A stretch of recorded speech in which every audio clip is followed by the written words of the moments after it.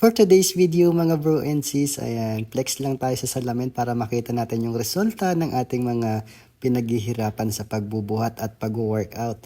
Alam nyo ba mga bro and sis, kaya yung mga nag-gym is panay ang tingin nila sa salamin kasi tinitingnan nila yung katawan nila kung meron ng improvement at kung meron na bang muscles na nabibuild nila. So kaya lagi sila nagpe-flex sa salamin kahit hindi pa ganun kalaki yung kanilang mga katawan. So ganun din po ako mga bro and sis. Nakakatuwa lang kasi na tingin-tingin ka lang sa salamin kasi yung katawan mo parang nagbabago na ng form kasi sa sipag at tiyaga mo na mag-exercise. So sana ma-motivate ko kayo mga bro and sis na mag-exercise din kayo kasi para sa health ninyo yon mga bro and sis kasi maganda na yung meron tayong exercise kahit papano para hindi agad tayo tamaan ng mga simpleng sakit katulad ng sipon or ubo.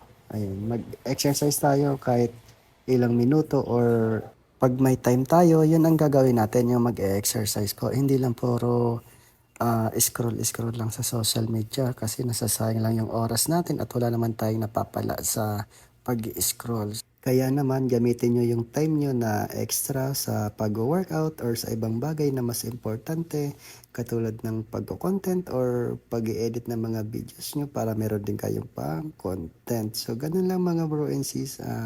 Kailangan lang talaga natin ng extra time para sa ating mga ginagawa. So ako kasi kapag day off ako sa work or kapag wala akong overtime, ito na yung aking ginagawa, yung pag-workout kasi doon lang ako merong time. So nakakapag-workout ako and nakakapag-social media din ako and nakakapaglaro. So maging balance lang tayo mga bro and sis, hindi lang puro social media or puro kain lang ang alam natin gawin kasi hindi naman po talaga balance yun.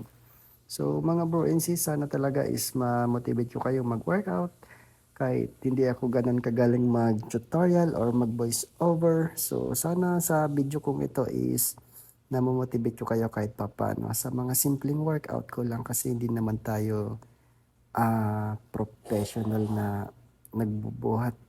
Yung buhat ko, yung exercise ko is pang sarili ko lang.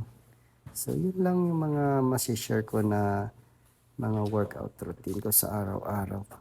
Eto nga pala yung content ko mga bro and sis na hindi ko pagsisisihan kahit hindi ako sumahod sa Meta World, sa Facebook. Kung hindi man ako sasahod, at least napaganda ko naman yung aking katawan at hindi nasayang yung oras ko sa pagko-content ko at sa pag-upload ko ng mga videos. At kahit hindi pa ako monetize, ayan, patuloy lang tayo sa pag-upload mga bro and sis.